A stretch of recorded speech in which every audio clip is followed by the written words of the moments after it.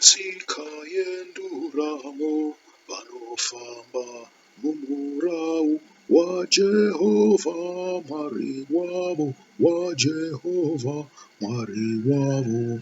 Swededzai mwoyo wangu kuzvipupuriro zvenyu, ndizvo zvinondipa mano. Ndinorida shoko renyu, ndinorida shoko renyu. Kana ndichirangarira shoko renyu randinoda, ndipeiwo kunzwisisa. Ndidzidze zvirevo zvenyu, ndidzidze zvirevo zvenyu. Handingatongokanganwa shoko iro roupenyu, makandiponesa naro, ndikaropafadzwa kwazvo, ndikaropafadzwa kwazvo.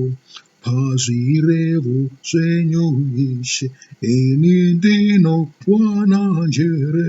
Shoko renyu ndiwo mwenje, kuti handizogumburwa, kuti handizogumburwa. Shoko renyu nhaka yangu, kusvikira pakuguma. Shoko renyu rakasimba nokusingaperi Mwari, nokusingaperi Mwari. Amen. Amen. Shoko ndiye musiki.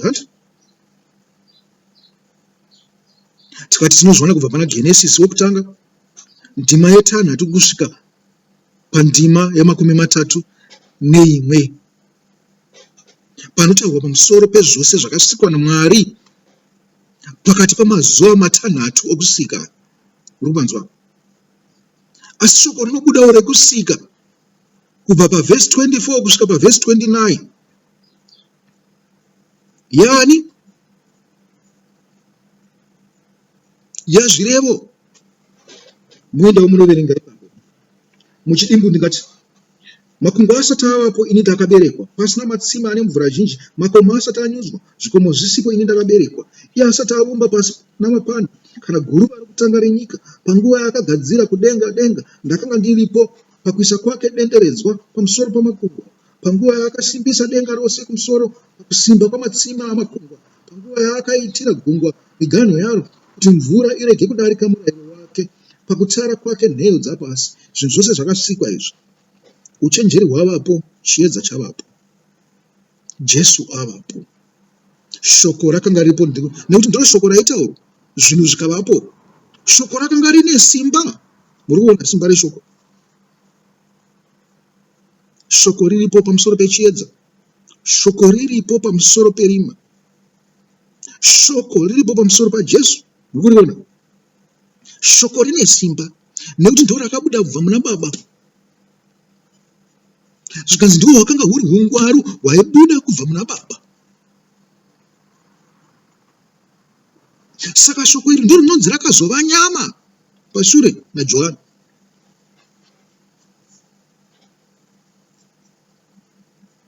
Andichakuverengerai pana Genesis 1 verse 6 to 31. Munozviverengera moga.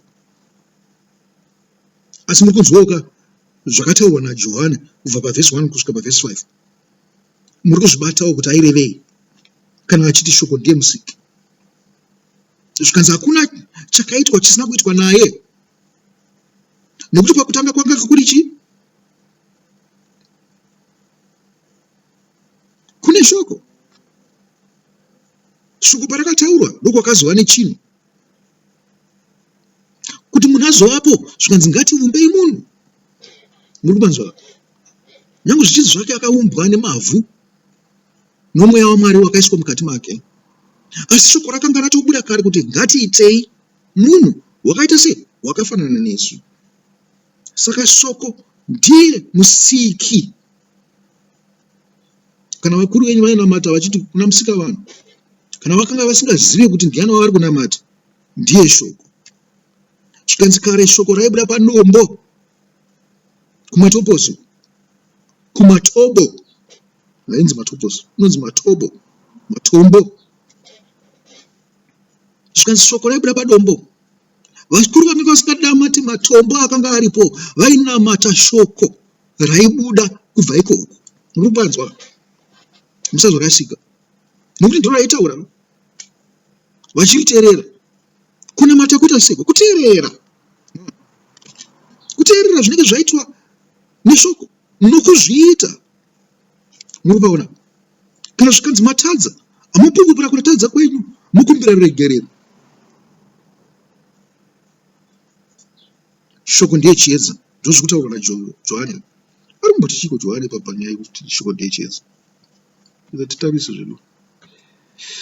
Alright, John verse 1 to 4. Takungodzoka. Pakutanga pakanga pane shoko, shoko titaura kuti ndiye zvinhu zvose. Uye shoko rakanga riri kuna Mwari. Mwari akanga aripo, asi wakabudisa maari shoko. Uye shoko rakanga riri Mwari nokuti rakabva muna Mwari. Iye aiva kuna Mwari kubva pakutanga. Ndo panozotaurwa kubva pakutanga paya patanzwa kunani? Kuna Proverbs. Zvikanzi zvinhu zvose zvakaitwa kubudikidza naye, kunze kwake hakuna kana chinhu chakaitwa pane izvo zvakaitwa. Ndo umwari watiri kutaura uhu, umwari hweshoko. Ko shoko riri mauri harizi Mwari here? NdiMwari. Iwe hauzi Mwari pachako zvako, asi shoko riri mauri ndiMwari. Nokuti kana rine mweya waMwari richaita kuti izvo zvavataura zvigoitika. Ndiro simba riri pavaprofita. Haazi munhu ane simba here, asi shoko rinenge rataurwa. Of course, vaprofita vedu muZimbabwe vanozvita neuroyi hwavo noun'anga hwavo. N'anga dzine maminimini, Satani ane maminimini. Mukuzvizwa? Uroyi huna maminimini. Vanenge vachitaona masimba avo. Hakusi kuti vane simba, asi pane chavakatoba kubva kuna Mwari chavanoshandisa ivo kuti vaunganidzire vanhu kunani? naSatani. Hatisi kuti hakuna vaprofita vachokwadi munyika yeZimbabwe, varipo. Vasina kugonisa kuvanongedzera kuti uyu ndiye muprofita wazvokwadi, uyu ndiye muprofita asiri wazvokwadi. Verse 4, maari maiva noupenyu.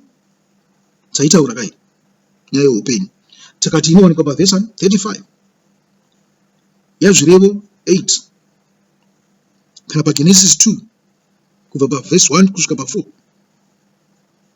Uye upenyu uhwohwo hwaiva chiedza chavanhu. Tikati chiedza anowanikwa paGenesis 1 verse 3. Ndichikuverengera Genesis 1 verse 3. Ndakati ndicho chiedza chakasiyana nezviedza zvakanga zvakaturikwa muchadenga zuva nemwedzi nenyeredzi. Then God said, let there be light, and there was light. Zvikanzi Mwari akati chiedza ngachivepo pakutanga kwezvinhu zvose zvaakasika.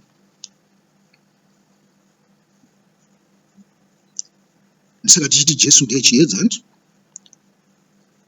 And God saw that the light was good, and God separated the light from the darkness. Verse 5. Chiedza chakaparadzaniswa nerima, asi rima harina kukunda chiedza. Jesu haana kukundwa nerima nyangwe paakararama. Jesu wakasiyana nezuva rekudenga nomwedzi. Zuva rekudenga rakafanana nekuparidzira kwamunoita vanhu. Asi Satani ane nharo, rima rinozongodzoka muvanhu. Kana iye Jesu akazvitaura kuti shure kumwe munhu aparidzirwa akabudisa mweya yakaipa, abudiswa mweya yakaipa kudaro, mweya yakaipa inongotendereka murenje yozodzoka kune munhu uya aona imba yakachena. Zvikanzi aizongouya maari iri yega, inonokukurudza imwe mweya yose. Zvikanzi inokukurudza mweya minomwe. Ndo zvakataura naIshe Jesu Kristu. Zvichireva kuti pane mweya minomwe yakaipa inopesana nemweya minomwe yaIshe wedu Jesu Kristu. Mweya minomwe yaIshe wedu Jesu Kristu munoiwana paya kuna Isaiah panenge pachinzi the fear of the Lord chichi is the wisdom nechichi. Hachakuverengera zvangu ipapo, asi kubata ipapo izvozvo izvi kuti zvinokwanisa kukonfyuza ipo, zvinokwanisa kukonfyuza ipo. Mweya minomwe munoiwana pana Revelation. I think it's Revelation wokutanga newechipiri. Shoko ndiye chiedza. Tikati verse 22, wakandiumba pakuvamba kwenzira yake. Nzira yake chiko, zvinhu zvose zvaakazoita mumashure, kunzwa ndo nzira yake iri kutaurwa pavhesi 22 yaProverbs 8. Kutangira mabasa ake akare,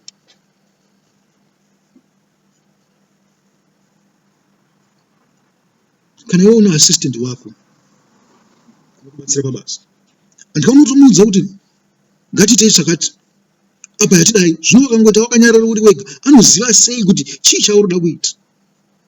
Anozvinza assistant wako pakuti chii? Kana makazvinzwa paya kuna Abrahamu, kuti Abrahamu akakudzwa sei naMwari paakaziviswa zvakanga zvoda kunoitwa naMwari kunyika yeSodoma neGomora. Muzvitsvagira zvinhu zvakadaro kuti muzive kuti kukudzwa naMwari, kunzi waitwa assistant naMwari, kwakaita sei. Saka Mwari kana tichikupupurirai tichikuti huyai kuna Mwari, huyai kuna Mwari, Mwari anoda kuti muite maassistants ake. Ndosaka Jesu achizoti kudenga hakuna zvekuroorana zviya, hakuna zvana baba namai. Zvikanzi muchange mava sengirozi dzaMwari, kuti muite sei? Mumubatsire pabasa rake. Zvikanzi basa rake harina kumbomira, basa rake richiri kungoenderera mberi. Saka kana masandurwa, mapinzwa mudenga rake dzvene, muchava sengirozi dzaMwari, muchava maassistants aMwari. Zvikanzi shoko ndiye mwana waMwari, iye point H5 yatakutaura about. Verse 23 paProverbs. Takatonzwa kunzi shoko rakabuda kubva muna Mwari kare pana Johani 1. Zvikanzi pakutanga pakanga pane shoko, uye shoko rakanga riri kuna Mwari, uye shoko rakanga riri Mwari. Zvinonzi shoko ranga rakafanana naMwari, shoko rakanga rakaita saMwari. Saka rakabuda kubva pana Mwari, saka mwanakomana wa, kana kuti okay, kana muchida, nekuti vanhu vejenda vaya vangazotibata pahuro, tomboti mwanasikana waMwari. Asi zvikunzi mwanakomana waMwari, ndozvatinoziva kuti mwanakomana waMwari. Tiri zviri kubatwa pahuro nevanhu vejenda, hakuzi kuti tiri kuvashora boda, asi zvazvinei jenda, nekuti kana kuna Mwari, zvandiri kutaura kuti zvarume navakadzi zvinenge zvapera.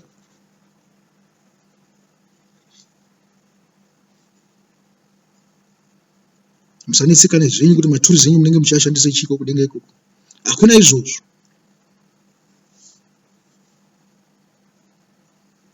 Verse 23 kuti ini ndakamiswa kubva pakusingaperi, kubva pakutanga, pasi pasati pasikwa. Ndo verse 23 yaProverbs. Tanzwawo Johani.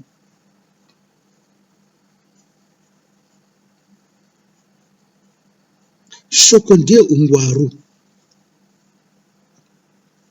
Proverbs yawo watanga tichitaura unotaura zveungwaru.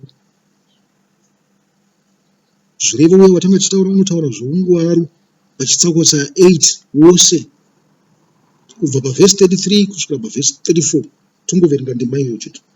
Inzwai kurayira muve vakachenjera, regai kukuramba. Munhu unondinzwa wakaropafadzwa, unorinda zuva rimwe nerimwe pamasuvo angu, unomira pazvivivo zvemikova yangu. Zvekutaurwa neuchenjeri. Makada kuenda pavhesi 32 munozwa zvichinzi, saka zvino vanakomana vangu nditeererei, imi mava vana vaJesu kare. Muri kuzvinzwa? Makambonzwa Jesu achiti vanangu? Akambotaura kuti vanangu. Mukati mevhangeri munonzwa achiti vana vadiki, muri vana vangu imi. Kana mava vana vaMwari, mava vana vaJesu. Zvikanzi asi anokudedzai kuti chi? Hama. Anokudedzai kuti chi? Vanun'una navakoma. Hakuna vakoma, muri vanun'una vose vaIshe wedu Jesu Kristu.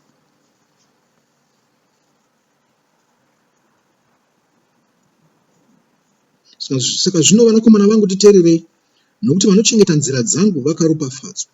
Chii chinoita kuti atiti isusu vanakomana vake? Nekuti wakabuda muna Mwari. Mwari ndiye akaita basa. uyezve pakugadzirwa kwedu iye ndiye aititi tiita, nekuti rakanga riri shoko.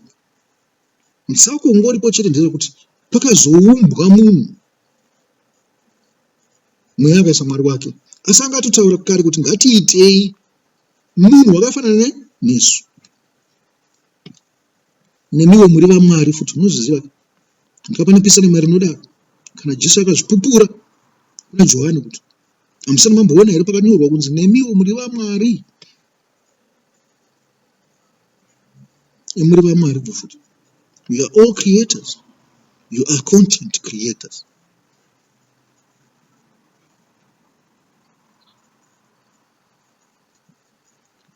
Shoko ndiye ungwari, ndiwo watanga titaura rapo. Zvikanzi rima ndiye rufu, tasvika pana verse 5. Asi chiedza chinovhenekera murima, asi rima harina kuchikunda. Verse 36 yaProverbs inoti, asi unondishayiwa unotadzira mweya wake, vose vanondivenga vanoda rufu. Pabuda rimwe inzwi rakanaka ipapo. Zvikanzi munotadzira mweya wenyu. Muri kureva kuti zvikureva kuti pane chinhu chakaiswa naMwari chiri mamuri chisingade zvamunoita imini. Zvichireva kuti mune munhu wese mune chiedza, asi chiedza ichi chiri kukundwa nerima, nekuti munhu wakada rima kupfuura chiedza. Izvi zvinozotaurwa mumashure naJohani. Izvi ndikutsvagirei.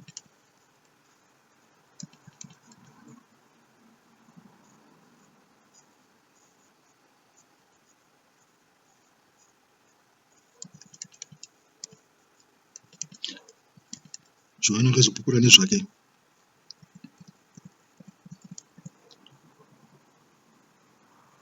Akanga ari munyika, uye kunyange nyika yakaitwa kubudikidza naye, nyika haina kumuziva. Akauya kuna avo vakanga vari vake, asi vokwake havana kumugamuchira.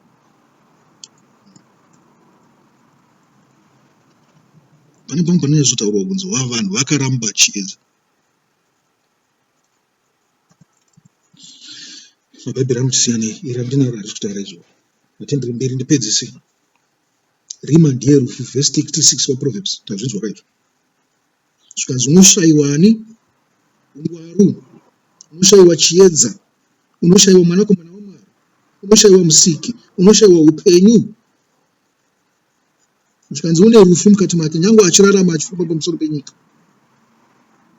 Tinozviona kuna Genesis, kuna Mavambo 1 verse 3 to 4. 3 to 4 inotaura pamusoro perima here, hatinzwe.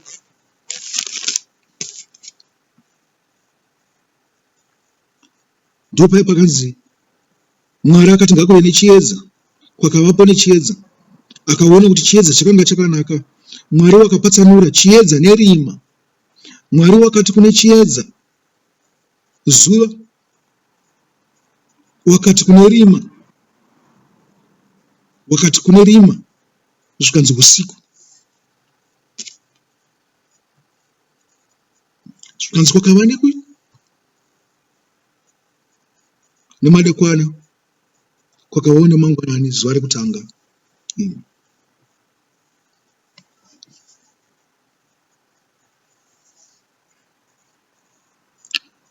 Chiedza hachina kukundwa nerima, muri kupanzwa. Asi wakashandisa chiedza chimwe chete icho kuti asike zuva ramadekwana namangwanani. Ndopatanga tichitaura kuti zvinenge zvichitandanisana. Jesu nani newamunoti Satani uya zvinenge zvichitandanisana, zvichiita merry go round. Panenge pangosumuka naJesu, Satani chinenge chichipindira. Asi chiripo ndechekuti Jesu unenge uchitandanisa rima, achida kubvisa rima panyika. Awana chiedza akachichengetedza, haangazopindwa nerima. Hakuna usiku, hakuna masikati. Makuzviona kunani zvakazarurwa.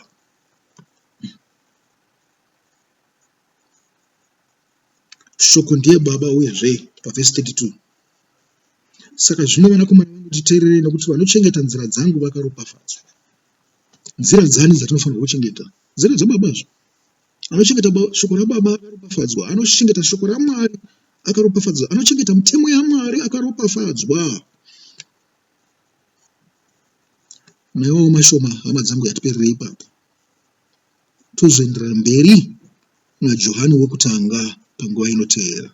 Mwari aropafadze shoko rake raverengwa, akomborere mashoko ataurwa pamusoro peshoko rake, ariruramisire. Amen and amen.